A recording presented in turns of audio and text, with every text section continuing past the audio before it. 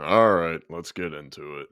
NC State loses the Pop Tart Bowl 28 to 19. Welcome back here on Believe in the Wolfpack, episode 8. It was an unfortunate game. It was a bummer. There were some times where I really thought they were going to pull it out and could really, just find some momentum, find that little burst that they needed, but it stayed on Kansas State's side pretty much the entire time. My strategy that I wanted to go with, start with the ball, go up a score, drive down the field, start it off 7-0, and then, maybe get a stop, and then you come back and you get another score. Never really worked out from the jump. If anything, it kind of worked out for Kansas State. They jumped out to a 14-0 lead. I mean, they started with the ball and marched down the field and made it 7-0 in an instant. It was a 37-yard touchdown to DJ Giddens, which was a great play. It was an all-out blitz by NC State, which was honestly, it seemed like the right call because it was an all blitz by the linebackers to where I think it was Sean Brown who kind of had to cover. Let me see. I had it written down. I'm pretty sure it was number 0, Sean Brown. I just wanted yeah, it was Sean Brown who had to, stay in coverage. He was the lone real safety, lone guy who didn't blitz that was up near the line of scrimmage. So when all the linebackers went, DJ Giddens kind of leaked out as just, looked like he was going on a wheel route almost, just getting right up the field. And instead of kind of playing back, since it was a 3rd and 5, I believe, instead of kind of staying right around the first down marker to where even if Avery Johnson throws the ball, you can still wrap him up and bring him down. And then, you don't give up the big touchdown. Instead, he went up, tried to jam him at the line, not allow him any separation, any breathing room, got caught up. Giddens worked around him, was wide open, untouched into the end zone. So on that play, you just got to stay back. I think he knows that. I think he knew that immediately, thinking like, "Oh, okay, we're bringing pressure." Because if he stays back, it's probably a successful blitz. But that was just the start of it all. I mean, it was a good play. It was a very impressive play by Avery Johnson, the freshman first time starter in this game. We'll get to him later in the show, but going to start off with the offense for NC State, and it just there really wasn't any.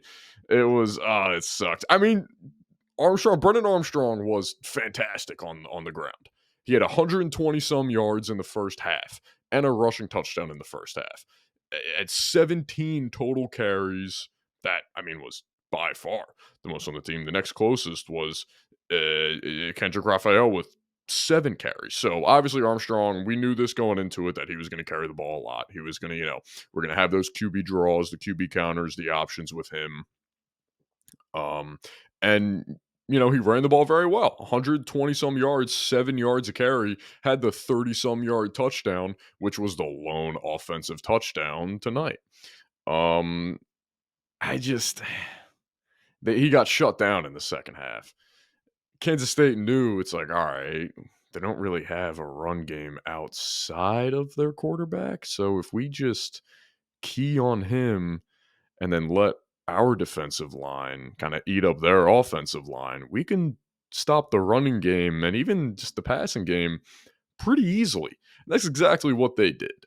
Their defensive line was very good against the run in the second half. And that's, again, something I was looking for from NC State against the Kansas State rushing attack. But that second half, they really, strapped up and shut down Brennan Armstrong, who was 14 of 28 for 164 yards and an interception in the air.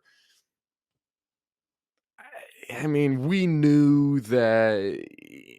I don't know. I was still hopeful that there was going to be a bit more of a balanced attack. Maybe just look a little more consistent in the passing game, because there were some times on some it was 2 separate 3rd and 10s, 3rd and 8, third and not an easy conversion distance, where Armstrong kind of went to his first read that was short of the first down marker. I think one of them was to Concepcion, where again I don't want to, put too much of the blame on Armstrong or the offense or whatever because KC was the only, receiver had a few guys transferring and whatnot, but regardless, you just, going off the eye test from tonight.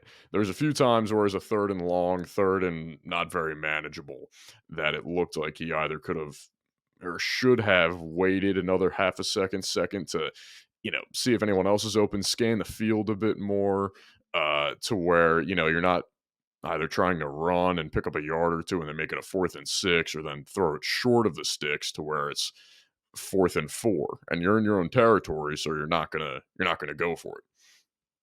Although the fake punt was awesome. That was just so it felt like, you're thinking I feel like everyone was thinking to themselves like, "All right, both offenses are kinda stalling here. Kansas State hasn't gotten anything to, go their way in the second half, and neither have we. Maybe, maybe this is the right time for it."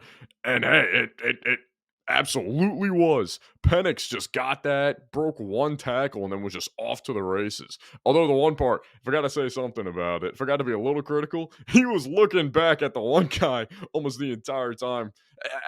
Especially for the last like 10, 15 yards. He was just looking and trying to make sure he wasn't getting caught. Hey, just keep your head forward. Just run. Just go. Don't worry about who's behind you. Just go. You got green grass ahead of you and no one's in your peripheral vision. Just go. But it was pretty funny seeing him just kind of keep checking, like, I don't want to get caught. I don't want to get caught. It was a perfect play. It was the perfect time for it, too. A lot of times you'll see these fake punts and, these trick plays in just the worst times possible. It's like your offense has it going, keep them on the field in a 4th and short. If you're going to go for it, keep them on the field in that scenario. Or, their offense has it going. Their defense can't stop it. Both offenses were just very bad to start the second half. And this was the perfect timing for it. It was great. It wasn't the worst field position, but it's not like you were in field goal range. You weren't inside your own 20 or your 30. It was right in that kind of middle of nowhere part of the field. And it was a perfect play call. I loved it. I was, it was very nice. But then once that happened,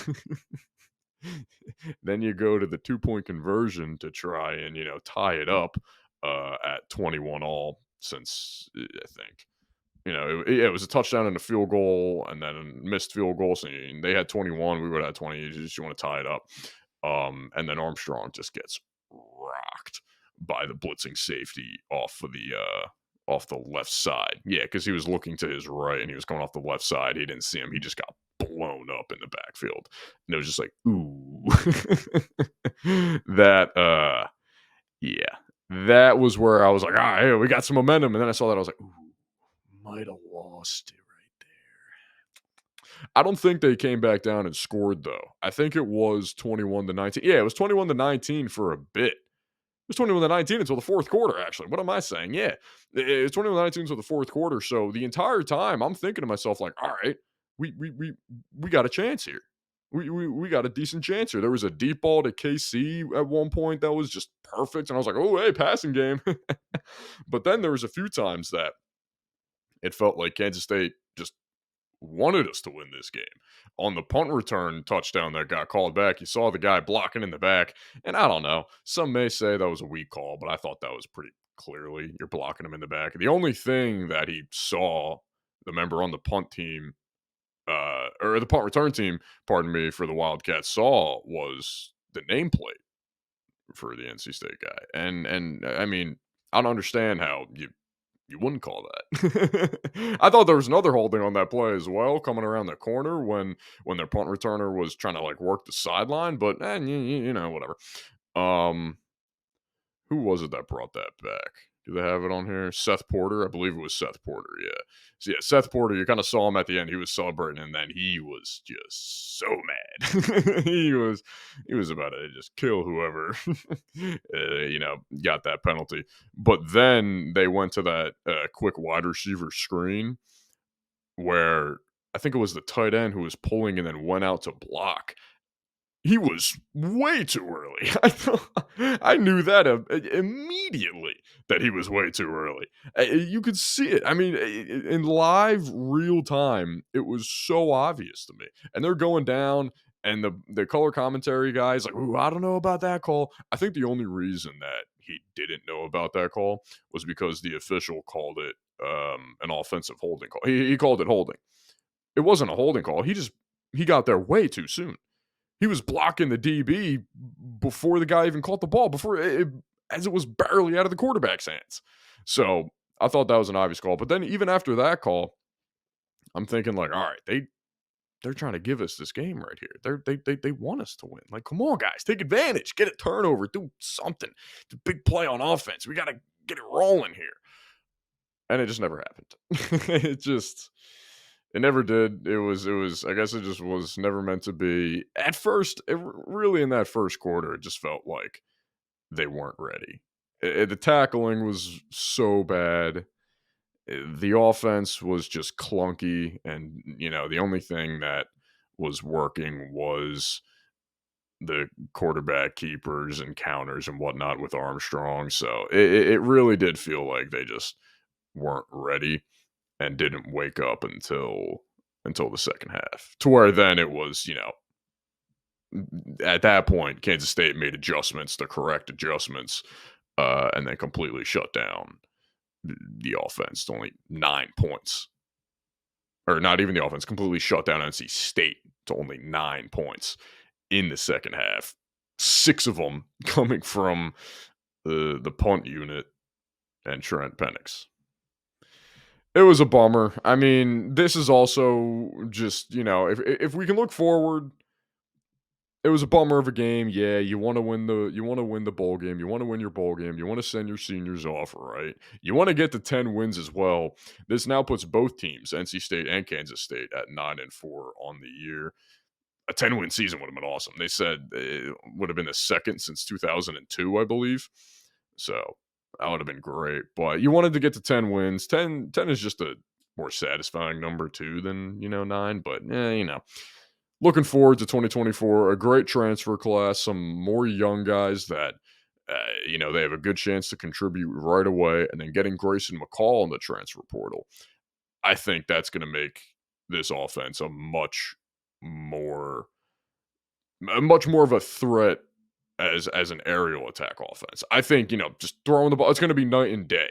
I think Grayson McCall is going to come in and just be a veteran leader, kind of teach the receivers, teach the young guys just, what to do, how to do it correctly, and just, how to work with him.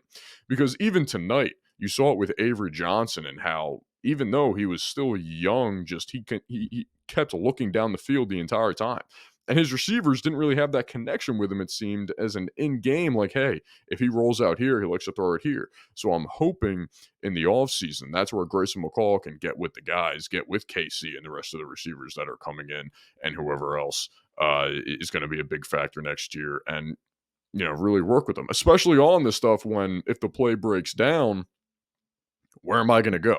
I mean, the most obvious thing is, say McCall's scrolling out to his right. Casey's on that right side, fake like you're going up, and then, you take 3 steps. You kind of work on it with Grayson. Say like, all right, boom. After that 3rd step, I'm turning and just sharp turn towards the sideline. Hit me on the sideline. We'll get a completion. All right, if you're rolling to the left, then I'm going to, go to the side, and then boom, after the 2nd or 3rd step, whatever, I'm going to cut back to the middle, hit me. I'm going to try and, take it for another 20 yards. The broken plays where a quarterback and receiver can improvise are maybe not often, but sometimes they're the biggest plays of that game. I mean, hey, just before I'm recording this, it's after the Pop-Tart Bowl, and then kind of, in between. So Thursday Night Football still happening right now. There was that broken play with Flacco, and he just hits Jerome Ford. He takes it like 50 yards to the house for a touchdown. Flacco's rolling left. Jerome Ford leaks out. He's kind of running with Flacco, working still somewhat in the middle of the field. He's outside of the hash, but right by the numbers, but working towards the left side with Flacco. Flacco hits him. He takes it 50 yards to the house. I was like, I mean, look at that. Broken play to a touchdown. So it was a fun season. It was a shame that it had to end like this with the poor offensive showing, and you just wanted to end on a high note. It was a bummer. Step away for a moment, but when we come back, gonna get into what Kansas State did and how I was very impressed with Avery Johnson. How the his stat line, his box score numbers may not look the prettiest. You may think, oh, okay, that's not a bad game. But if you watch that game, I think you'll agree that you're coming away impressed with Avery Johnson and that you think that he'll have a bright future. So we'll step away for a moment, but stick with us. Okay, welcome back in. Believe in the Wolfpack. The eighth episode, gonna get into what Kansas State did correctly, which was a lot. It was mostly on the ground game, and they just gashed the Wolfpack defense. I mean, like I said earlier, the tackling was just awful for a lot of this game from NC State, and I think everyone at least once on a defensive drive was thinking to themselves, man, just why couldn't Peyton Wilson play? just one more game, man. Come on. We just wanted one more game. He couldn't do it.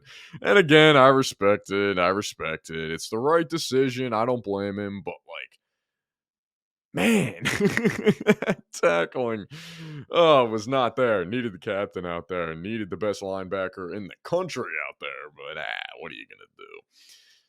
The numbers on the ground are just silly. 40 carries for 257 total yards and 2 touchdowns for Kansas State. That's 6.4 yards a carry.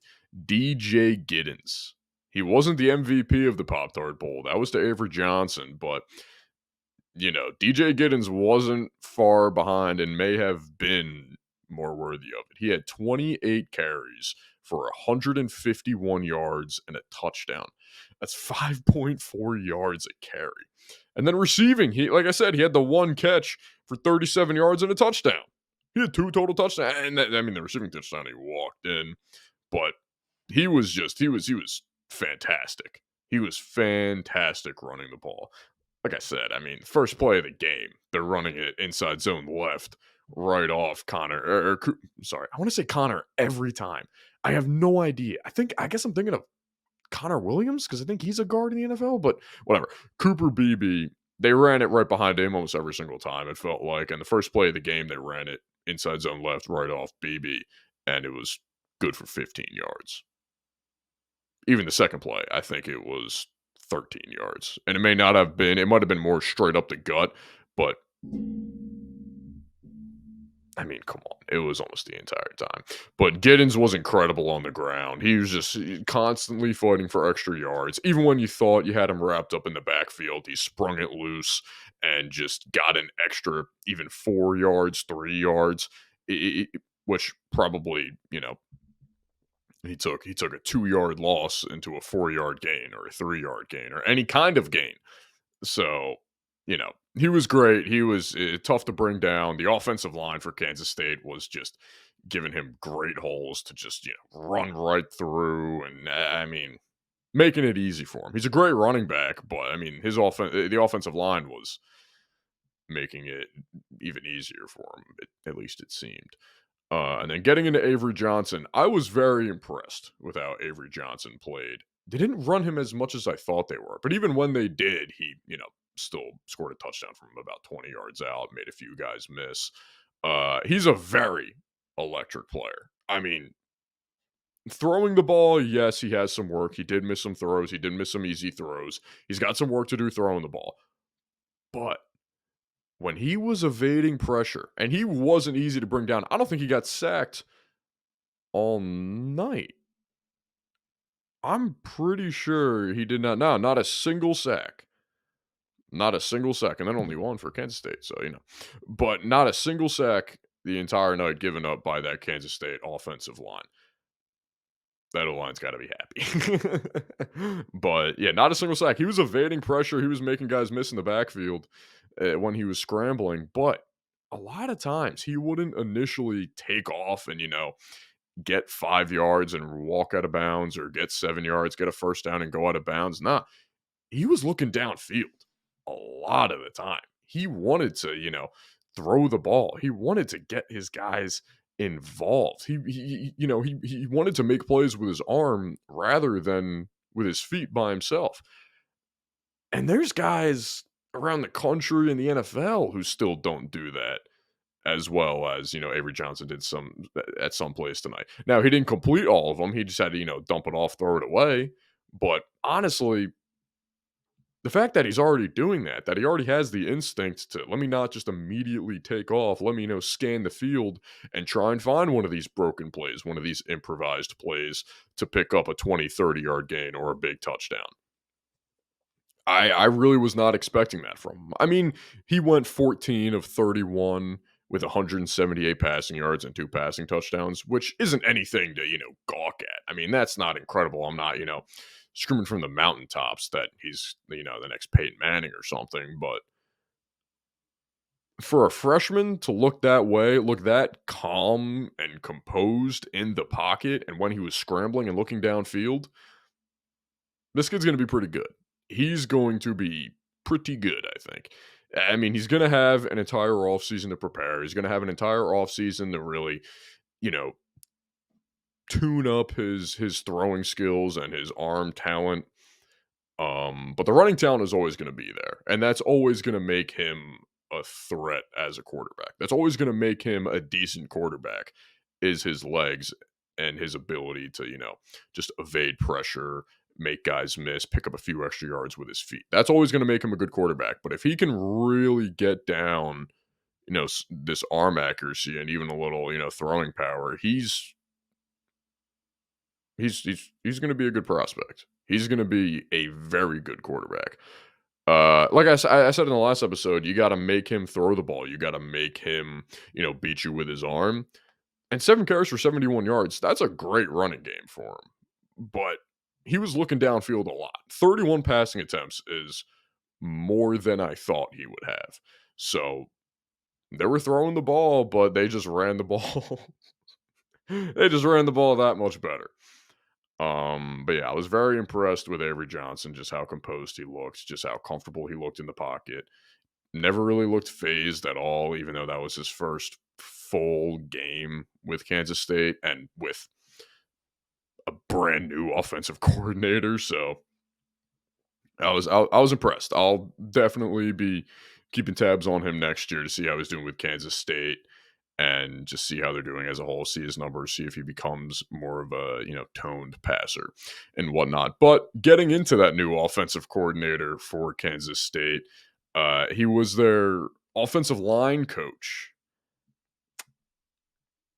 He's got to be just absolutely stoked that his team ran for 257 yards on the ground. They averaged 6.4 yards a carry in his first time calling plays with Kansas State. He has to be thrilled. He's probably going nuts. I hope he's going nuts right now. If he's even a little bit, composed and calm and whatnot, no, you're doing it wrong. You're doing it wrong. He better be going nuts. That's got to make him happy. In the last game of the year, you win your bowl game. You have 257 yards. That's insane and huge. Again, not just credit to him because to start the game, you could tell like, oh, they were really pounding the rock. They were really just keeping the ball on the turf or on the grass. Was it grass? I think it was grass. Yeah, they were really keeping the ball on the grass and just, making that defensive line and those linebackers for NC State feel it. And they were, the entire game they were running right behind I keep wanting to say Connor. They were running right behind Cooper Beebe. And that's just, you run right behind him, it's 5 yards every single time. It is 5 yards every single time. That dude is going to be unbelievable. He is huge. He is huge. I knew he was huge. I knew that, but that is a huge human being. He's already being mocked as a second round pick. I think it's a safe assumption that he's just from tonight, he may have kind of jolted himself up to early second round, late first round. Combine's going to help him, but man, he looked awesome tonight. I mean, he was pulling. I had no idea he was in the punt unit. The broadcasters made a point about it too, that he was in the punt unit and he was on the play that Kansas State had a fake punt that works. It didn't go for a touchdown, but it worked.